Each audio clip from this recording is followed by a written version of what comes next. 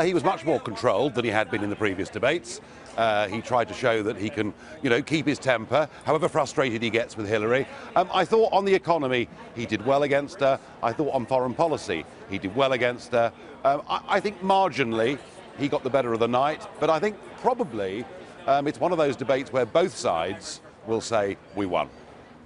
And we're seeing both of that. I mean, they were quick to do that on Twitter, and we're hearing that from both camps. Nigel, what about the fact that Donald Trump is casting doubt on the fair and free election process in this country? You're a savvy politician. Do you think that's a mistake?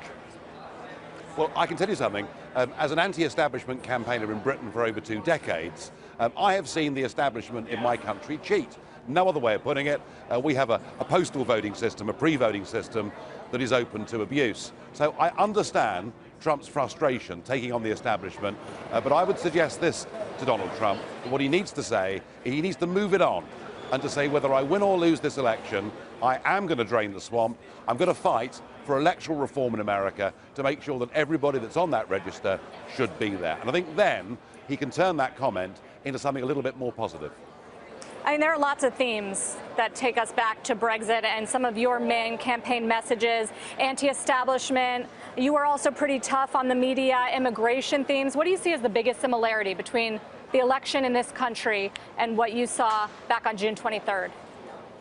The biggest comparison is that Hillary, even campaigns on similar slogans to the Stay in the EU campaign. You've got the establishment saying everything's going just fine, trust us. And actually out there in Middle England and now here in Middle America, there's a lot of people saying, do you know what? The last few years, I've seen the rich get richer. Our lives have not improved. It's time for a change. And the one thing that none of us can judge, Brexit happened because a couple of million people who'd never voted in their lives turned out because they thought this election really mattered. Is Trump reaching, is he digging deep into those kind of people in some of the Rust Belt areas of America? Are they going to turn out in huge numbers and provide a shock? And the opinion polls can say what they say. On Brexit Day in Britain, the Remain side were 10 points in the lead, and yet our side still won. I'm not sure about that. I mean, there were plenty of polls in June that showed the Leave camp took the lead. We're not seeing that right now from Donald Trump.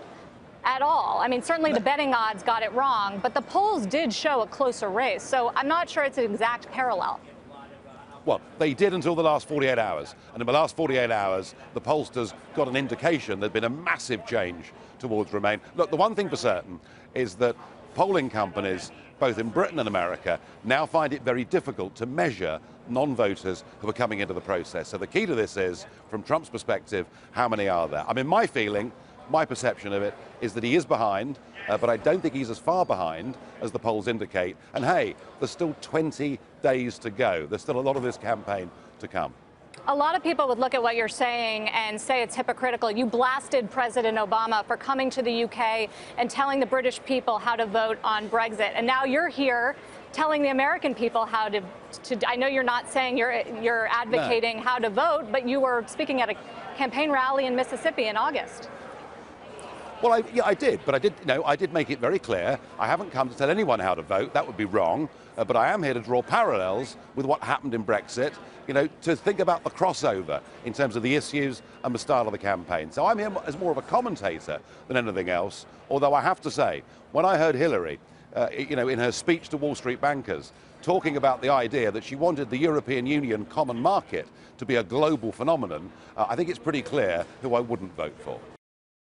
Hey CNBC fans, thanks for checking out our YouTube channel. Here you're going to find videos packed with all of the information that you need to be smarter about your finances. You can subscribe by clicking right here and click on all the videos around me or the eye right here to watch the latest from CNBC. Thanks for watching.